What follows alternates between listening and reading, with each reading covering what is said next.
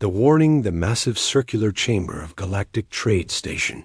Nexus 7 hummed with the energy of 100 different species. Commander Elena Vasquez adjusted her navy blue uniform and checked the time on her wrist display.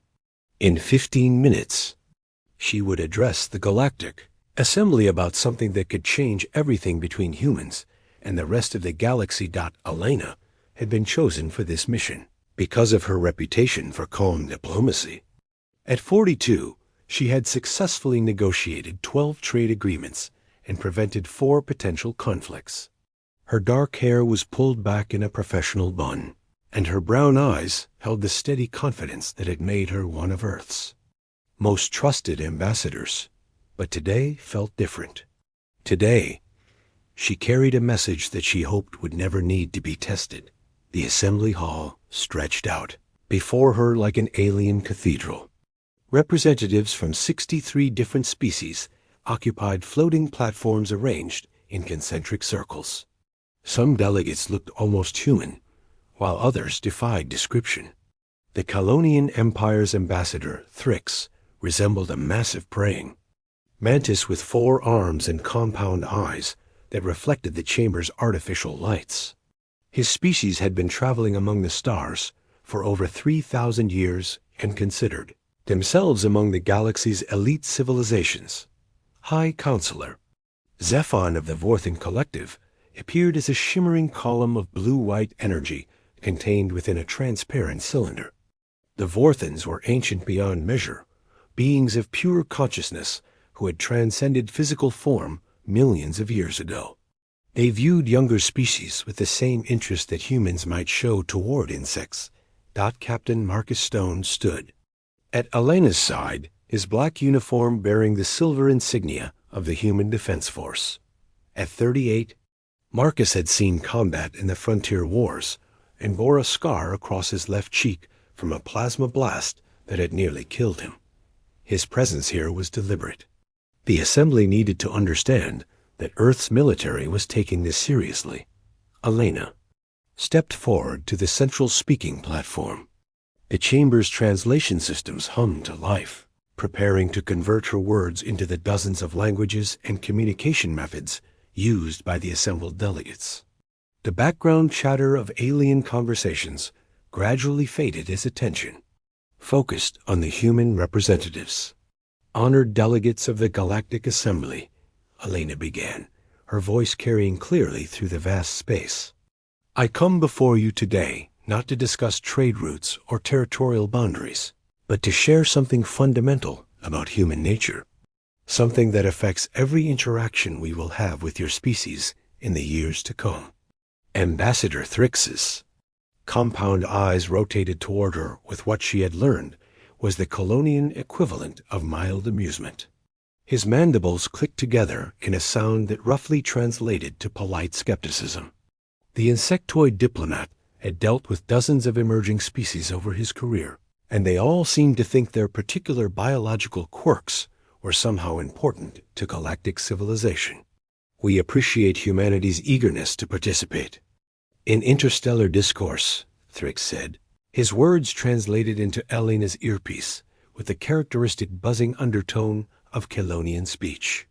However, we trust this will not be another presentation about human emotional responses. Such biological primitiveness has little relevance to civilized galactic society.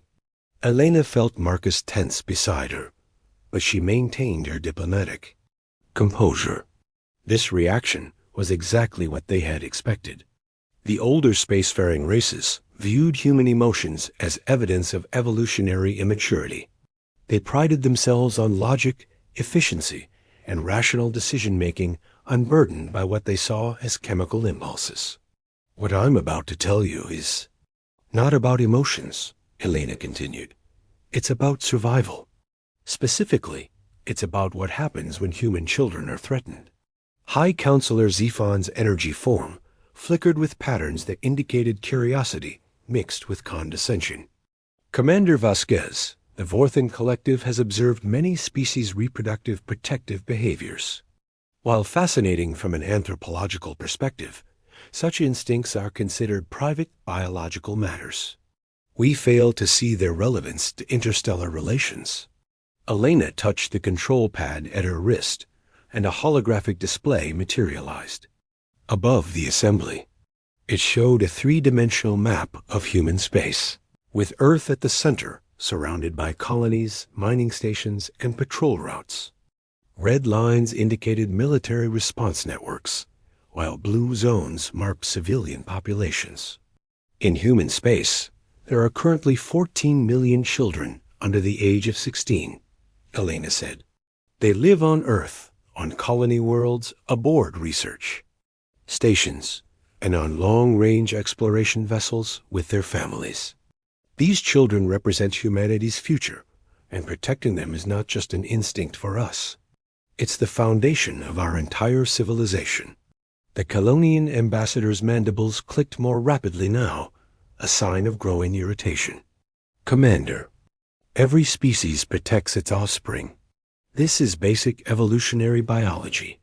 Are you suggesting that humans are somehow unique in this regard? Marcus stepped forward, his voice carrying the authority of someone who had commanded troops in battle. Ambassador Thrix, with respect, you're missing the point. We're not talking about individual parents protecting their young. We're talking about every human everywhere, treating every human child as if it were their own. The assembly stirred with increased interest. This was an unusual claim, and several delegates activated their recording devices to capture the exchange for later analysis. Elena activated another holographic display, this one showing historical footage from Earth. Images flashed through. The air, human soldiers carrying wounded children from battlefields, civilians forming human chains to evacuate schools during natural disasters, entire communities mobilizing to search for missing children.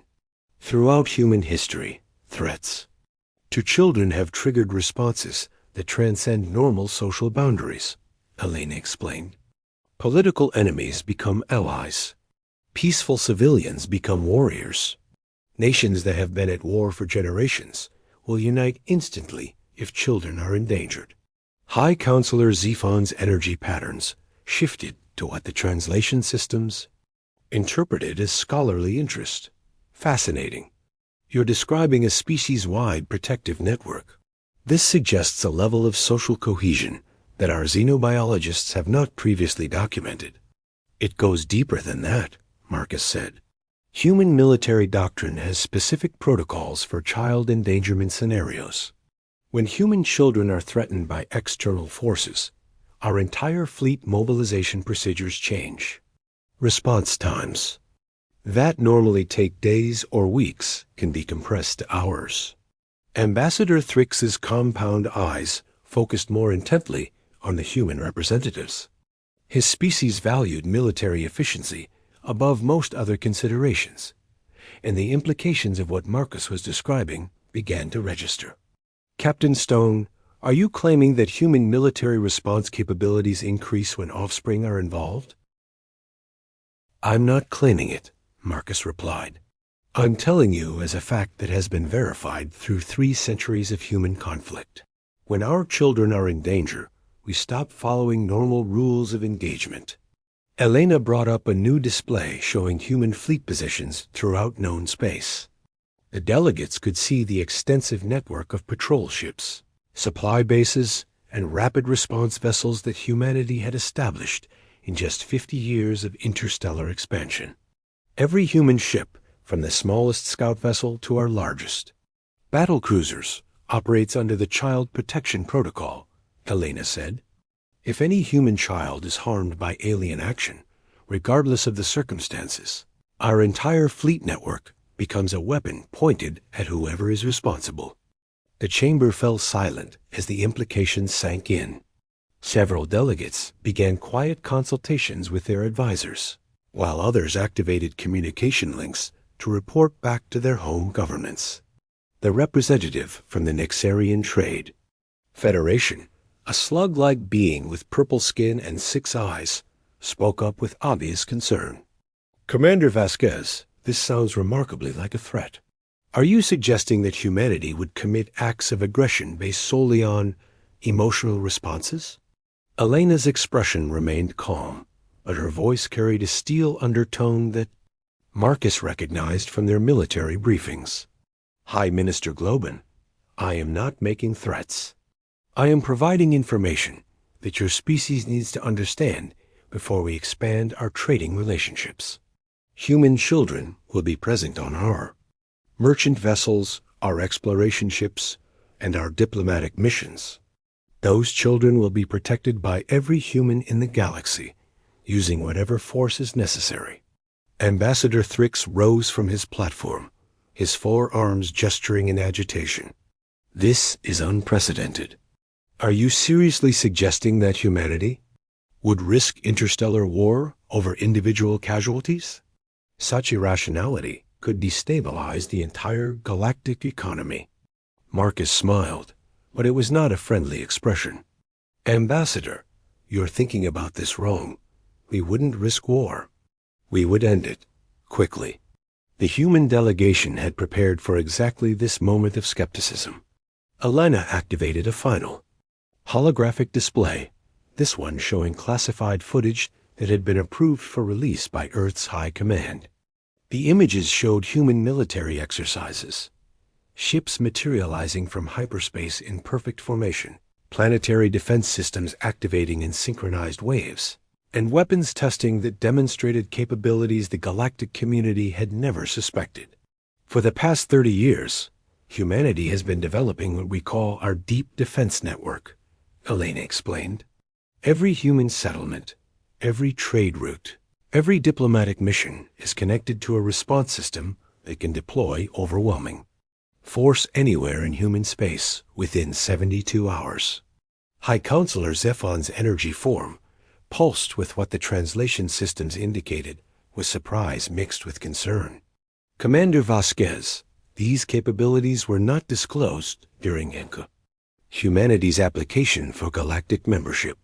The Assembly requires full military disclosure from all member species. Elena looked directly at the energy being, her gaze steady and unflinching. High Counselor, we disclosed our defensive capabilities as they existed at the time of our application. What we didn't mention was that human innovation accelerates exponentially when we perceive threats to our children. The technologies you're seeing here were developed as insurance policies we hoped never to need. The chamber erupted in a cascade of alien communication sounds. Kellen delegates clicked their mandibles in rapid consultation. Vorthan energy beings flickered with urgent patterns. The slug-like Nixarians secreted stress pheromones that their translation devices converted into expressions of alarm.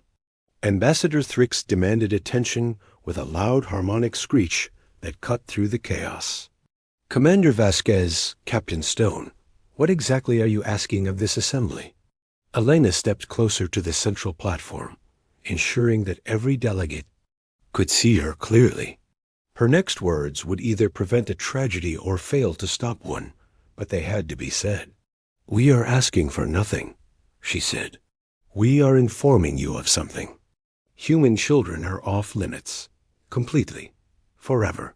Any species, any individual, any organization that harms a human child will face the full military might of humanity. We will not negotiate. We will not show mercy. We will not stop until the threat is eliminated. The silence that followed was profound. For nearly a full minute, no delegate spoke or moved. The weight of Elena's words settled over the assembly like a heavy blanket. Finally, High Counselor Zephon's energy form stabilized into a pattern that indicated formal acknowledgement. Commander Vasquez, the Vorthan Collective acknowledges your statement. However, we must note that such absolute positions are typically associated with less evolved species. Are you certain that humanity wishes to be perceived as inflexible ... by the galactic community? Marcus stepped forward, his military bearing evident in every line of his body. High Counselor, humanity is prepared to be seen as whatever the galaxy thinks we are. But understand this. We are not negotiating our children's safety. We are announcing a fact of nature. Touch our children, and you will face consequences that will make you wish you had never evolved consciousness. Elena raised her hand to indicate that the presentation was concluded. Honored delegates, we thank you for your attention. We hope this information helps prevent any misunderstandings in future interactions between humanity and your species. We want to be friends with all of you. We want to trade, explore, and learn together. But we wanted you to understand the one line that cannot be crossed. As the human delegation prepared to leave the platform, Ambassador Thrix called out one final question. Commander Vasquez, what if a species accidentally harms human children? What if there are misunderstandings or cultural conflicts? Elena paused at the edge of the platform and looked back at the assembled aliens. Her expression held no anger, no threat, just absolute certainty. Ambassador Thrix, there are no accidents when it comes to harming children. There are only choices and consequences. Choose wisely. The human delegation walked from the assembly chamber, leaving behind a galaxy that had just learned something fundamental about the newest members of the galactic community. In the days that followed, species throughout known space would analyze Elena's words, debate their implications, and ultimately decide whether humanity was bluffing. Most concluded that the humans were engaged in primitive chest-thumping designed to compensate for their relative weakness in galactic politics. After all, humanity had been in space for less than a century, while some of the assembled species had been building interstellar civilizations since before Earth's sun had formed. They were about to learn how catastrophically wrong they were. Asterisk. The reckoning 6 months after the warning at Nexus 7, the colony ship New Horizon drifted peacefully through the outer regions of Calonian space. Captain Sarah Chun stood on the bridge watching the stars, unaware that her ship was being hunted by predators who had dismissed humanity's warnings as empty threats. The New Horizon was a massive vessel, nearly 2 kilometers long, and designed to carry 15,000 colonists to their new home on Kepler 442b. Among the passengers were 2,847 children, ranging from infants to teenagers. They attended school in the ship's educational decks, played in recreational areas designed to simulate Earth's parks, and grew up among the stars while their parents worked to build humanity's future. 8-year-old Tommy Martinez was one of those children. He had been born on Mars and had never seen Earth's blue skies, but he dreamed of the forests and oceans he had studied in school. Tommy spent his days in the ship's learning center, where holographic teachers showed him the wonders of the galaxy that awaited human exploration. Captain Chun was a veteran of the Merchant Marine who had volunteered for colony service because she believed in humanity's expansion among the stars. At 51, she had commanded ships for nearly 2 decades and prided herself on maintaining the highest safety standards.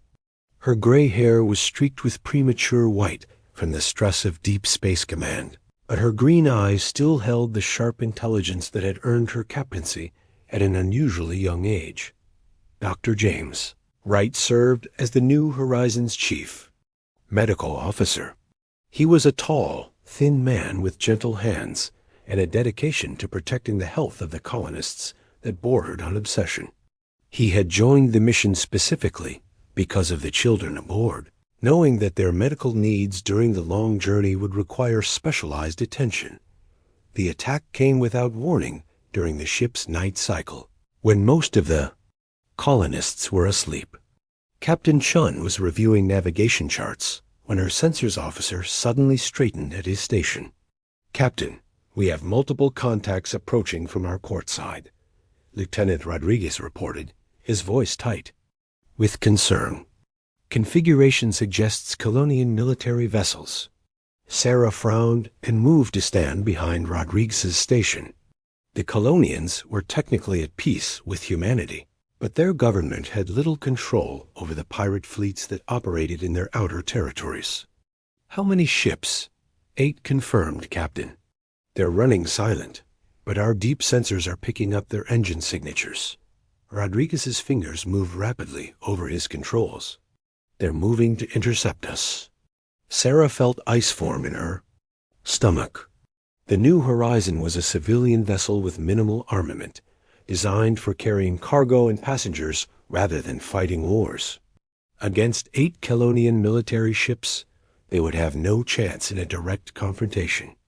"Send a distress signal on all frequencies," she ordered. "Include our passenger manifest and emphasize the number of children aboard. Maybe they'll reconsider if they understand what they're attacking." But the Kelonian pirates had not chosen the New Horizon by accident.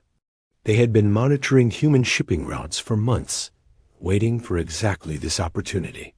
Their leader, a scarred veteran named Crix, had built his reputation by attacking the weak and defenseless. He commanded from the bridge of his battlecruiser, studying the approaching colony ship with cold calculation. "Human vessel New Horizon, you will prepare to be boarded," Crix transmitted. His voice carried the authority of someone accustomed to absolute obedience. "Resistance will result in the destruction of your ship and all aboard." Captain Shun activated the ship's emergency protocols. Throughout the New Horizon, blast doors sealed critical sections, while security teams moved to defensive positions. But Sarah knew their situation was hopeless. Colony ships were designed for peaceful exploration, not combat. "This is Captain Shun of the New Horizon," she responded.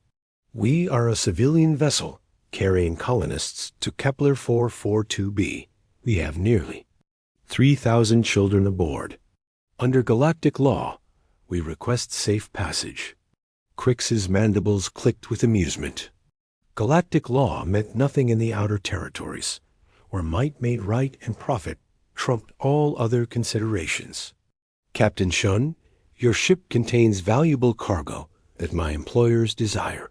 Surrender now, and your deaths will be quick."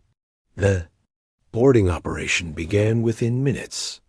Kelonian assault troops moved through the New Horizon's corridors with military precision, overwhelming the small security force and herding frightened colonists into designated areas.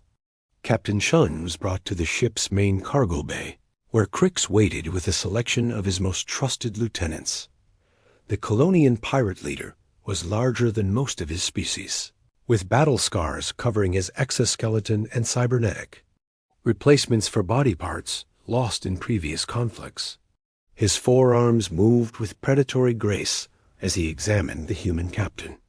"Captain Shun, I am told your species becomes quite emotional about your offspring," Crix said, his compound eyes reflecting the harsh lighting of the cargo bay.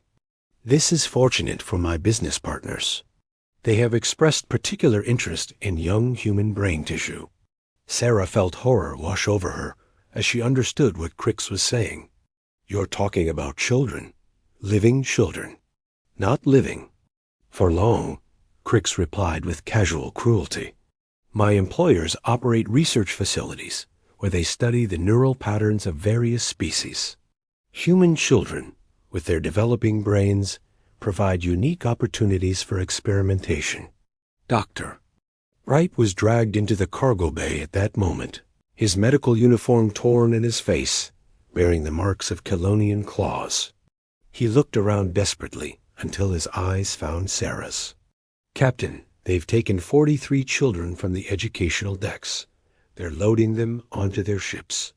Crix clicked his mandibles in what Sarah had learned was the Kelonian equivalent of laughter. "Doctor, your concern for the young ones is touching but irrelevant.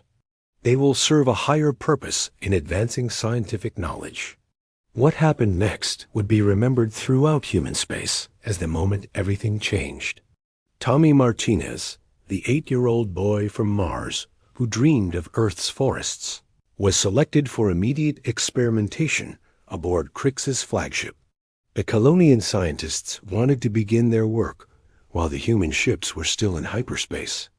Before any potential rescue could arrive, Dr. Wright was forced to watch as the alien researchers began their procedures.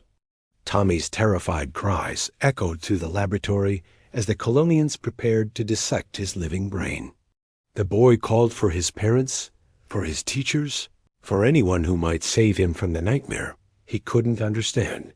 But the Colonian scientists had underestimated human physiology. Tommy's terror triggered a massive stress response that caused his heart to fail. He died on the laboratory table, his last words a whispered plea for his mother, Dr. Wright, restrained but still alive, managed to activate the emergency beacon hidden in his medical kit. The signal was brief, but contained enough information to identify what had happened. Human children had been captured, and at least one had died during alien experimentation. The beacon's transmission traveled through hyperspace faster than the ships carrying it, reaching human monitoring stations throughout the galaxy within hours.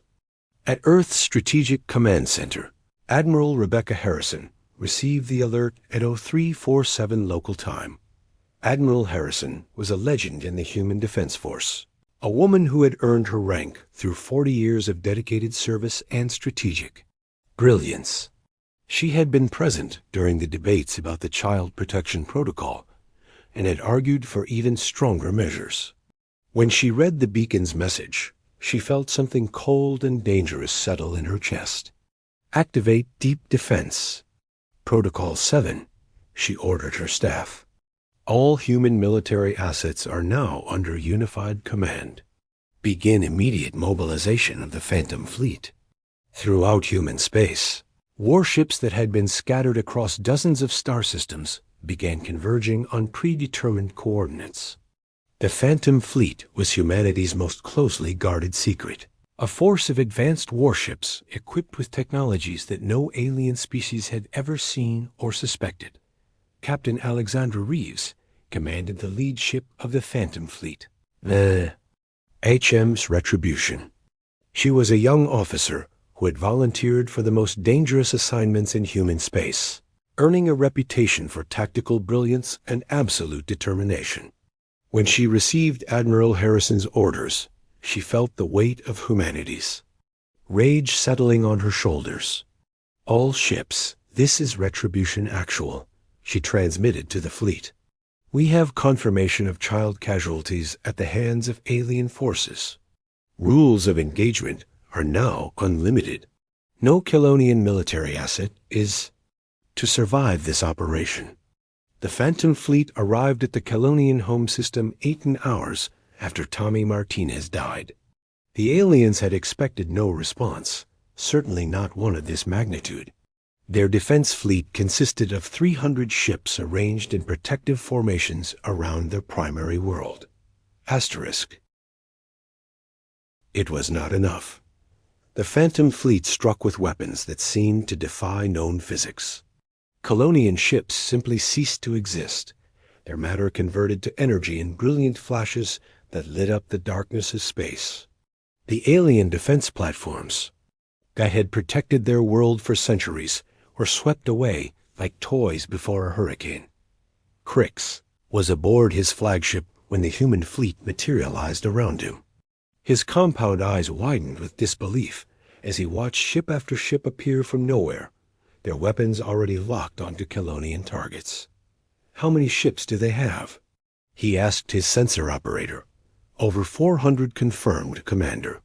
They appeared simultaneously throughout the system. Our entire defense fleet is being eliminated. Crix had never seen anything like it. The humans were fighting with a coordination and technology that seemed impossible for such a young species. His own ship shuddered under the impact of weapons that passed through his shields as if they didn't exist.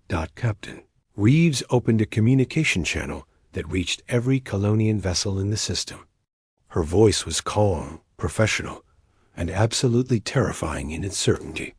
Kelonian forces, this is the Human Defense Force. You were warned 6 months ago about the consequences of harming our children. You chose not to listen. Today, you learned that humanity keeps its promises. The battle, if it could be called that, lasted exactly 17 minutes. When it was over, the Kelonian home fleet no longer existed. Their orbital stations had been reduced to debris. Their planetary defense systems had been systematically destroyed. But the humans were not finished. Recovery teams found the New Horizon drifting in space, its Kelonian captors eliminated with surgical precision. Captain Shun and most of her colonists had survived, but 42 children were gone forever. Their bodies were recovered from the alien research vessels, bearing evidence of the horrors they had endured. Admiral Harrison stood in the observation deck of her flagship, looking down at the world that had produced the pirates who killed Tommy Martinez. The planet's surface was unmarked. The humans had been careful to target only military installations, but the message was clear. "Broadcast this on all frequencies," she ordered her communications officer, "to every species in the galaxy." The transmission that followed would be remembered as the moment humanity revealed its true nature to the galactic community. Admiral Harrison's image appeared on screens throughout known space, her expression grave, and her words carrying the weight of absolute authority. To all species of the galactic community, this is Admiral Rebecca Harrison of the Human Defense Force. 6 months ago, our representatives warned your governments about the consequences of harming human children. Today, the Kelonian Empire learned that we do not make empty threats. The footage that followed showed the systematic destruction of the Kelonian military. Ship after ship vanishing in brilliant explosions. Defense stations crumbling under the impact of weapons that seemed to bend the laws of physics. An entire interstellar military reduced to scrap metal in less than 20 minutes. The Kelonian home fleet numbered 312 vessels, Admiral Harrison continued. It no longer exists. Their orbital defenses had protected their world for 8 centuries. They have been eliminated. This is what happens when you touch our children. The transmission then showed images of the recovered human children, their small bodies bearing the marks of alien experimentation. The galaxy watched in horrified silence as the evidence of Kelonian cruelty was displayed for all to see. "Let this be clear to every species watching," Admiral Harrison said. "Human children are off limits. Completely. Forever. We will not negotiate about this. We will not show mercy to those who ignore this warning. And as you have seen today, we have the capability to enforce this protection anywhere in the galaxy." The transmission ended with a simple message that would be repeated on every human ship, every human station, and every human world for generations to come. They were warned. In the aftermath of what became known as the Kelonian Incident, the galactic balance of power shifted dramatically. Species that had dismissed humanity as primitive upstarts suddenly found themselves reevaluating their assumptions. The technologies displayed by the Phantom Fleet were decades ahead of anything in the known galaxy. Ambassador Thrix, the same Kelonian who had mocked human warnings at Nexus 7, found himself standing before the Galactic Assembly once again. But this time, he was not speaking as a representative of a powerful empire. He was pleading for his species' survival. The Kelonian government had no knowledge of the pirate activities, he insisted, his compound eyes reflecting the fear that had gripped his people. Those who committed these atrocities acted without authorization. High Counselor Zephon's energy form pulsed with patterns that indicated deep concern. "Ambassador Thrix, the issue is not whether your government authorized these actions. The issue is that humanity has demonstrated military capabilities that were never disclosed to this assembly." Commander Elena Vasquez stepped forward, her expression showing none of the diplomatic courtesy she had displayed months earlier. "High Counselor, we disclosed our defensive capabilities as they existed at the time. What we didn't mention was our development of offensive capabilities that we hoped never to use." "And now?" Zephon asked. Alana's smile was cold as starlight. "Now the galaxy knows that when we say human children are protected, we mean it. Absolutely. Forever." The new reality settled over the galactic community like a heavy blanket. Humanity had proven that they possessed both the will and the capability to eliminate any threat to their children. Trade routes that passed through human space became the safest in the galaxy. Pirates learned to give human ships the widest possible berth. But more importantly, the galaxy learned that beneath humanity's diplomatic exterior lay something far more dangerous than anyone had suspected. They had tried to hurt human children, and in response, humanity had shown them a glimpse of weapons and tactics that redefined what was possible in modern warfare. The Colonian Empire never recovered from the destruction of their home fleet. Within a year, their government collapsed, and their territories were absorbed by neighboring species. It served as a permanent reminder to the galaxy of what happened when someone ignored humanity's only absolute rule. Tommy Martinez was buried on Kepler 442b, the world he had dreamed of reaching. His grave became a monument not just to him, but to all the human children who would grow up safe because of the price his death had extracted. The inscription on his headstone was simple: they were warned. And throughout the galaxy, every species that encountered humanity remembered those 3 words. Because now they understood that when humans made a promise about protecting their children, it wasn't a threat to be dismissed or a bluff to be called. It was a fact of nature, as unchangeable as gravity and as absolute as the speed of light. They were warned, and they had learned. Asterisk.